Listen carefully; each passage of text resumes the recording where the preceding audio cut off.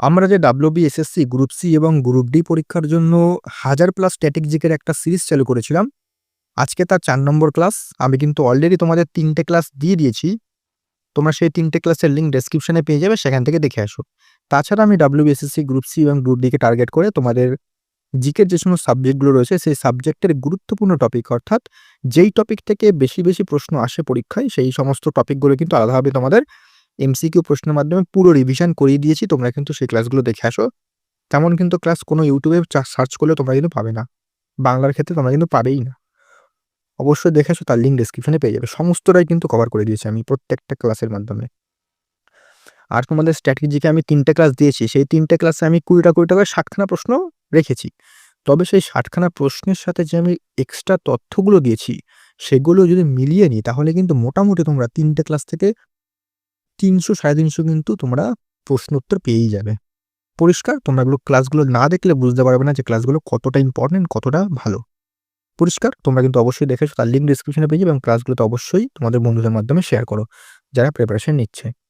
বাকি তোমরা জানি শুধুমাত্র এই পরীক্ষার জন্য প্রিপারেশন নিচ্ছ না, তোমরা অন্যান্য পরীক্ষার জন্যও প্রস্তুতি নিচ্ছ। আমি কিন্তু ডাব্লিউবিপি, কেপি একটা ফাউন্ডেশন ব্যাচ নিয়ে আসবো ইউটিউবে সম্পূর্ণ ফ্রিতে। তোমাদের সম্পূর্ণ থিওরির মাধ্যমে, যেটা আমি কভার করিয়ে দেব। পরিষ্কার? এমন কিন্তু ক্লাস তোমরা আগে কখনো পাওনি আর পাবেও না। ঠিক আছে? তোমরা কিন্তু অবশ্যই আমাদের চ্যানেলটাকে সাবস্ক্রাইব করে রাখো পরবর্তী কিন্তু গুরুত্বপূর্ণ ভিডিওর জন্যে। আজকে আমাদের ৪ নম্বর ক্লাস। আজকে হচ্ছে আমি তোমাদের ২০টা প্রশ্ন নিয়েছি, তার সাথে গুরুত্বপূর্ণ তথ্য দেব এবং সেই তথ্যগুলো কিন্তু অত্যন্ত গুরুত্বপূর্ণ হবে এবং তোমরা কিন্তু অবশ্যই সেগুলোকে নোট ডাউন করে নাও। পরিষ্কার? শুরু করছি, দেখো আজকের ক্লাস। আর আমি এই যে প্রশ্নটা দেখো, আমি প্রশ্ন বলবো, অপশনগুলো বলবো, তোমরা যদি উত্তরটা পারো অবশ্যই কিন্তু কমেন্ট করবে। আর একদম শেষে তোমরা মিলিয়ে কমেন্ট করতে হবে না, প্রত্যেকটা উত্তর আমি বলবো, তোমরা একটা খাতা নিয়ে বসো এবং খাতার মধ্যে ১ নম্বর লিখে ওরা উত্তর ধরো, ওখানে সি হবে। কথার কথা বললাম, তখন সিটা একের পাশে সি লিখে দেবে। তাহলে পরে তোমরা ২০টা যখন প্রশ্ন মিলিয়ে নেবে, তারপর দেখবে তোমাদের ২০টা তোমরা কত পেয়েছো, সেই নাম্বারটা তোমরা আমাকে কমেন্টে জানাও। তাহলে কিন্তু তোমাদের কনফিডেন্সটা অনেকটাই বাড়বে। পরিষ্কার? তো শুরু করি আজকের ক্লাস। ১ নম্বর কি বলছে? পশ্চিমবঙ্গের পটচিত্র শিল্পের জন্য কোন গ্রামটি বিখ্যাত? Option A Bikna, option B Pingla Nayagram, option C Ghurni, option D Charida. বলো, উত্তর বলো।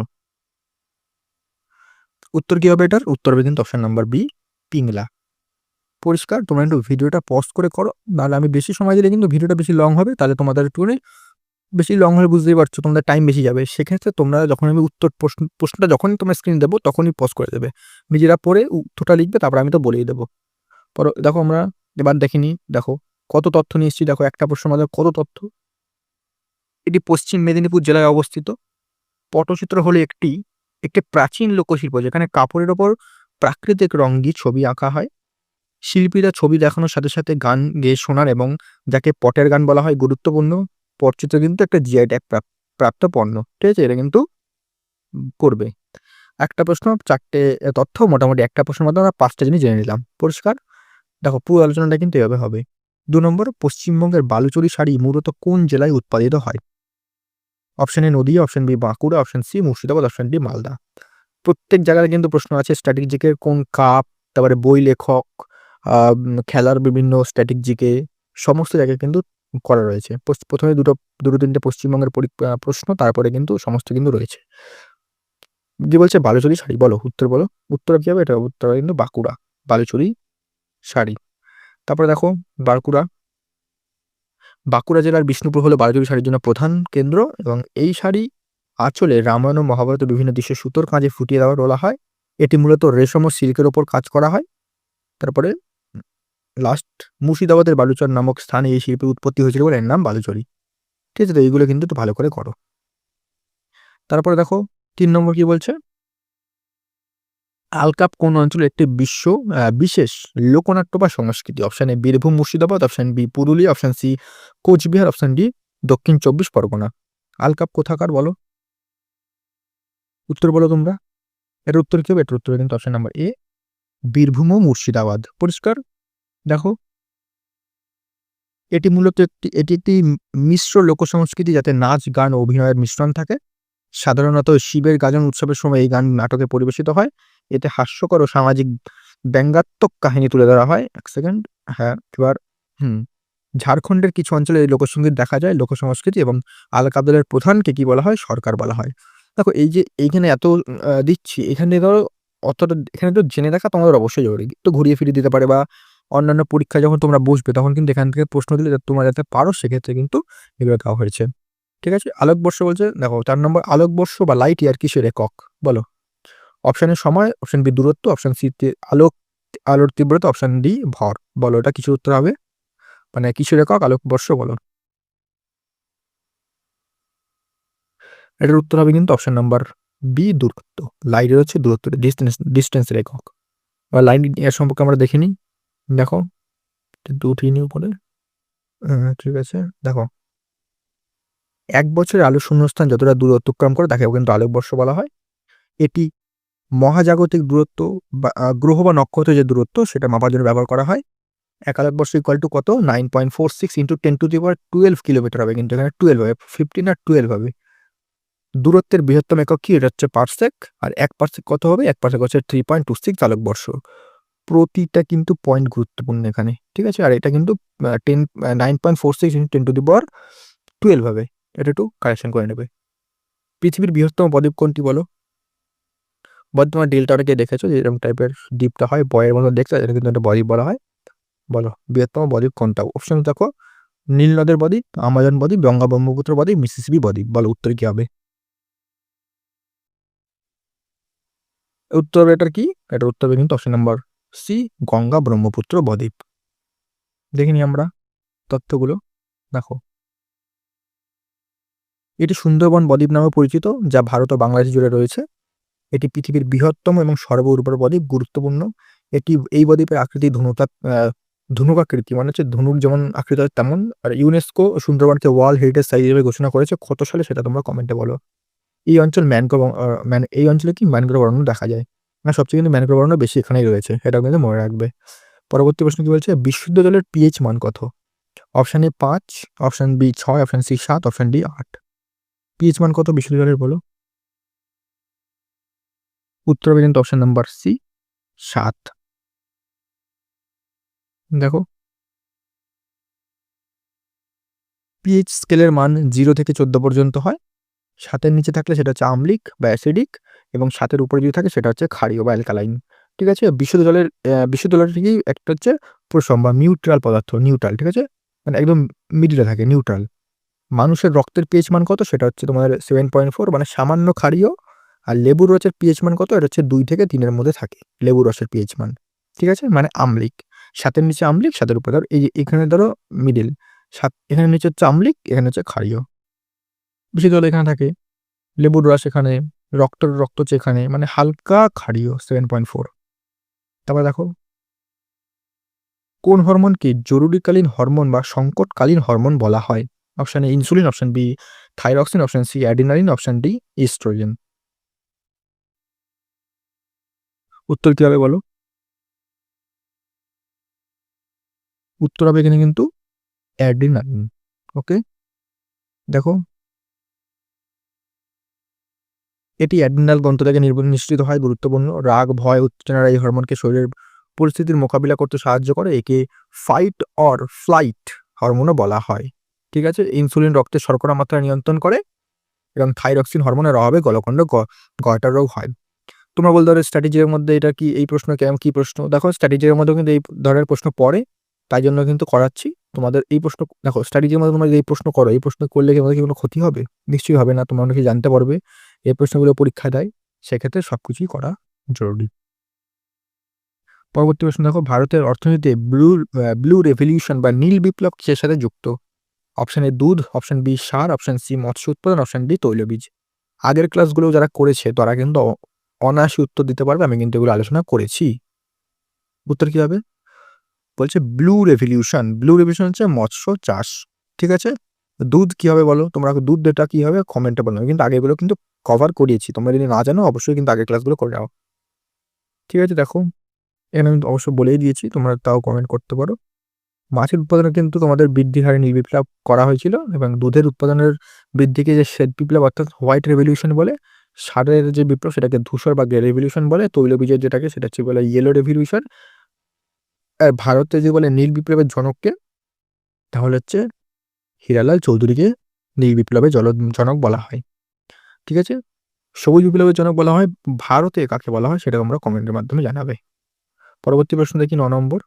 ভারতের কোন রাজ্যে নন্দা দেবী জাতীয় উদ্যান অবস্থিত? অর্থাৎ নন্দা দেবী যে ন্যাশনাল পার্কটি রয়েছে সেটা ভারতের কোথায় অবস্থিত? Option A Himachal Pradesh, option B Uttarakhand, option C Sikkim, option D Jammu ও কাশ্মীর। বলো উত্তর বলো। এটার উত্তর কি হবে? এটার উত্তর হবে কিন্তু অপশন নাম্বার বি, উত্তরাখণ্ডে কিন্তু নন্দা দেবী জাতীয় উদ্যান রয়েছে। ঠিক আছে, এবার দেখি আমরা। দেখো, উত্তরাখণ্ডে বলে দিলাম একটি ইউনেস্কো ওয়ার্ল্ড হেরিটেজ সাইটের অন্তর্ভুক্ত। এই উদ্যানটি হিমালয়ের নন্দাদেবী শৃঙ্গের পাদদেশে অবস্থিত, মানে হিমালয় নন্দাদেবী যে পর্বতমালা সেটাও কিন্তু উত্তরাখণ্ডে অবস্থিত এবং পাদদেশে কিন্তু এটা এই ন্যাশনাল পার্কটা কিন্তু অবস্থিত। উত্তরাখণ্ডে ভারতের প্রথম জাতীয় উদ্যান জিম করবেট অবস্থিত। মানে ভারতের যে প্রথম যদি ন্যাশনাল পার্ক বলে সেটা হচ্ছে জিম করবেট এবং সেটাও কিন্তু উত্তরাখণ্ডে অবস্থিত। সিকিমের কাঞ্চনজঙ্ঘা জাতীয় উদ্যান অবস্থিত এবং উত্তরাখণ্ডকে দেবভূমি বলা হয়। ঠিক আছে, ভালো করে কিন্তু করবে এগুলো। তবে দেখো ১০ নম্বর উইম্বেলডন কোথায় কি টুর্নামেন্ট কোন ধরনের কোর্টে খেলা হয়? মানে যখন টেনিস খেলা হয়, জানো টেনিসের কিন্তু কোর্ট থাকে, এগুলো কিন্তু অনেক ধরনের কোর্ট হয়। বিভিন্ন যে টুর্নামেন্টগুলো হয় সেখানে কিন্তু অনেক ধরনের কোর্ট হয়। গ্রাস কোর্ট হয়, যেখানে মানে অপশন দেখতেই পাচ্ছ, ক্লে কোর্ট, হার্ড কোর্ট, গ্রাস কোর্ট, কার্পেট কোর্ট। মানে বলছে কোন কোর্টে কিন্তু উইম্বলডন খেলা হয়। উইম্বলডনের যে টুর্নামেন্ট রয়েছে এটা কোন কোর্টে খেলা হয়। ঠিক আছে, উইম্বলডন কোথায় খেলা হয় বলো? এটা উত্তর কি হবে? উইম্বলডন যদি বলে তাহলে কিন্তু এটা হবে গ্রাস কোর্ট। ঠিক আছে, দেখো উইম্বলডন হচ্ছে বিশ্বের প্রাচীনতম, এটা এক সেকেন্ড এদিকে নিয়ে আসলে, হ্যাঁ, উইম্বলডন হচ্ছে কি বিশ্বের প্রাচীনতম কিন্তু টেনিস টুর্নামেন্ট। এটা কবে শুরু হয় যদি বলে তাহলে কিন্তু 1877, মানে 1877 এই সালে কিন্তু এটা শুরু হয়। তারপরে ফ্রেঞ্চ ওপেন খেলা হয় কোথায়? মাটির কোর্ট অর্থাৎ ক্লে কোর্ট। অস্ট্রেলিয়ান ওপেন এবং ইউএস ওপেন হার্ড কোর্ট। ঠিক আছে, আর উইম্বলডন কিন্তু প্রতি বছর ইংল্যান্ডের লন্ডনে অনুষ্ঠিত হয় এবং এটি টেনিসের 4টি গ্র্যান্ড স্ল্যামের মধ্যে একটি। ঠিক আছে, ভালো করে এগুলো কিন্তু দেখে রাখবে, এগুলো পরীক্ষায় দেবে। পরবর্তী প্রশ্ন কি বলছে? রক্তের গ্রুপ কে আবিষ্কার করেছিলেন? অর্থাৎ রক্তের গ্রুপ যেন তোমরা AB, A plus, A negative, এই সমস্ত যে গ্রুপ সেটাকে আবিষ্কার করলেন কে? Option A Alexander Fleming, option B Karl Landsteiner, আর option C William Harvey, option D Louis Pasteur. বলো উত্তর কি হবে বলো। উত্তর কি হবে? এটা উত্তর হবে কিন্তু কার্ল ল্যান্ডস্টেইনার। ওকে, দেখো দেখো 1900 সালে তিনি এ বি ও ব্লাড গ্রুপের সিস্টেম আবিষ্কার করে। ও গ্রুপ হচ্ছে রক্তকে সর্বজনীন দাতা, অর্থাৎ সবাইকে তিনি কিন্তু রক্ত দিতে পারেন। এ বি হচ্ছে সর্বজনীন গ্রহীতা, মানে সমস্ত গ্রুপ কিন্তু সে নিতে পারবে। ঠিক আছে, আর উইলিয়াম হার্ভে রক্ত সংবহন পদ্ধতি আবিষ্কার করেন এবং পেনিসিলিন আবিষ্কার করেন, এটা হচ্ছে আলেকজান্ডার ফ্লেমিং। পেনিসিলিনের আবিষ্কারক আলেকজান্ডার ফ্লেমিং। এই দুটো কিন্তু ভালো করে দেখবে। ঠিক আছে, আর এগুলো কিন্তু গুরুত্বপূর্ণ দুটো। সর্বজনীন দাতা যদি বলে তাহলে ও, আর সর্বজনীন গ্রহীতা হচ্ছে A B. Okay, next question কি বলছে? বায়ুমণ্ডলের কোন স্তরে বিমান চলাচল করে? A troposphere, B stratosphere, C mesosphere, D thermosphere. বলো উত্তর বলো।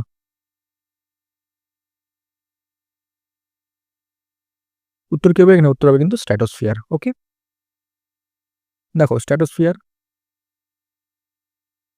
এই স্তরে মেঘ ও বায়ুর বিড়ম্বনা কম থাকা, এখানে বায়ু মানে এখানে শান্ত মণ্ডল বলা হয় একে, মানে অতটা ঝড়ঝাপটা এখানে কিন্তু হয় না।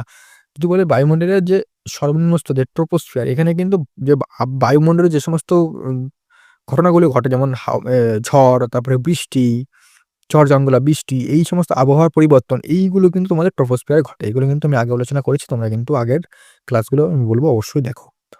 মেসোস্ফিয়ার হচ্ছে কি বায়ুমণ্ডলের শীতলতম স্তর বা coldest layer.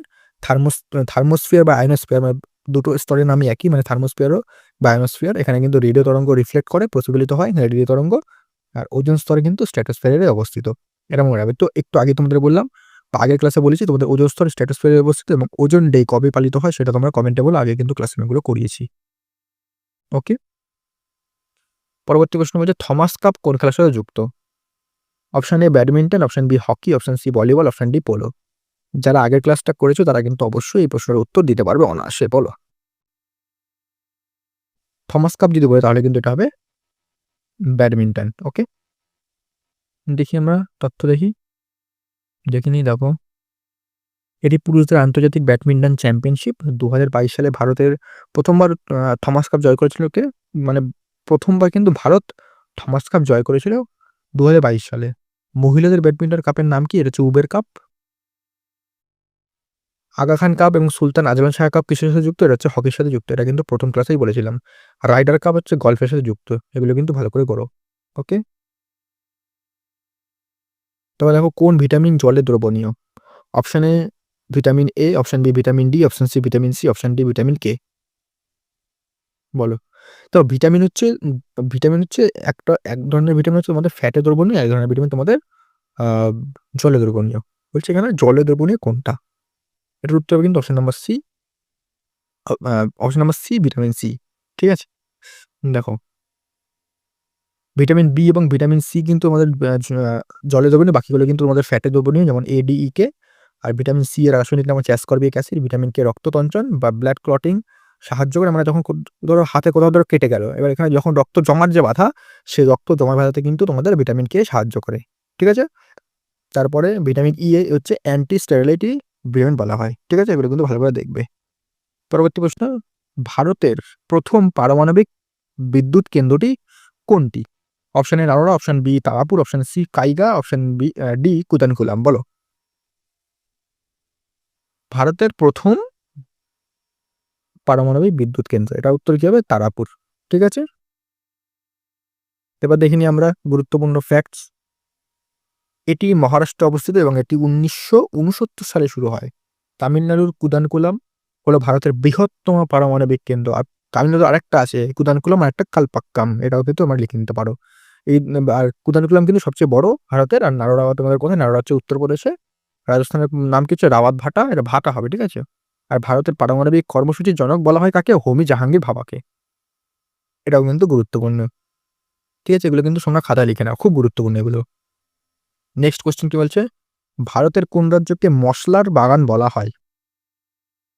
Option A Karnataka, option B Andhra Pradesh, option C Kerala, option D Tamil Nadu. বলো, উত্তর বলো।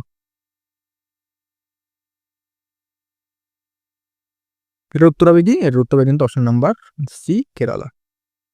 ঠিক আছে? দেখো কেরালা হচ্ছে, কেরালায় গোলমরিচ ও এলাচ উৎপাদনের জন্য বিখ্যাত। ভারতের বৃহত্তম রবার উৎপাদনকারী রাজ্য হচ্ছে কেরালা।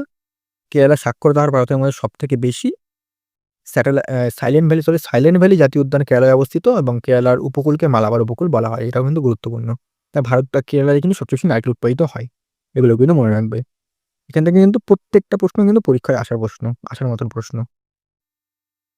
পরবর্তী প্রশ্নে কি বলছে? পেন্সিলের শীষ তৈরিতে কোনটি ব্যবহৃত হয়? অপশন এ কাঠকয়লা, অপশন সি সীসা, option D graphite, option D phosphorus. অর্থাৎ পেন্সিল তোমরা জানো, পেন্সিলের যেখানে তোমরা যেটা লেখো সেটা বলছে কি দিয়ে তৈরি? বলো, উত্তর বলো। এটা সোজা একটা প্রশ্ন। এটার উত্তর হবে কিন্তু অপশন নাম্বার সি গ্রাফাইট। ওকে?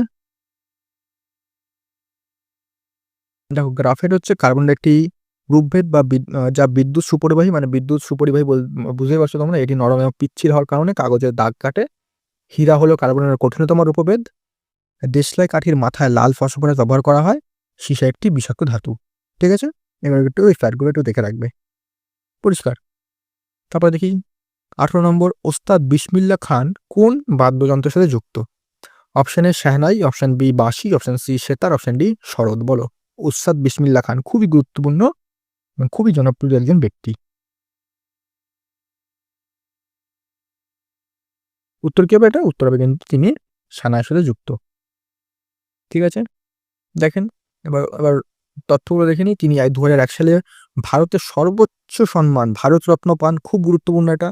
ভারত স্বাধীনতা দিবসে তিনি লালকেল্লায় শাহনাই বাজিয়েছিলেন। এটা কিন্তু অনেকবার পরীক্ষা দিয়েছে, বিশেষ করে এসএসসি, যে সেন্ট্রাল এসএসসি যেটা আছে তার পরীক্ষায়। পণ্ডিত হরপ্রসাদ চৌরসিয়া বাঁশির জন্য বিখ্যাত। পণ্ডিত শিবকুমার শর্মা সন্তুরের সাথে যুক্ত এবং আমজাদ আলী খান কিন্তু সরোদের সাথে কিন্তু যুক্ত। আমজাদ আলী খান। ঠিক আছে? আর আমজাদ আলী খানকেই তোমাদের সরোদ সম্রাট বলা হয়। এটা কিন্তু মনে রাখবে। ঠিক আছে? এগুলো কিন্তু সব করা গুরুত্বপূর্ণ। আজকে আমাদের সেকেন্ড লাস্ট কোশ্চেন, ভারতের কেন্দ্রীয় ব্যাংক আরবিআই কত সালে জাতীয়করণ করা হয়েছিল? এটা কিন্তু আমি তোমাদের আগের ক্লাসে জিজ্ঞেস করেছিলাম। দেখি তোমরা কতজন পেরেছো, আমি তাও উত্তর বলে দেবো। দেখো option number A 1935, option B 1947, option C 1949, option D 1955। বলো, উত্তর বলো।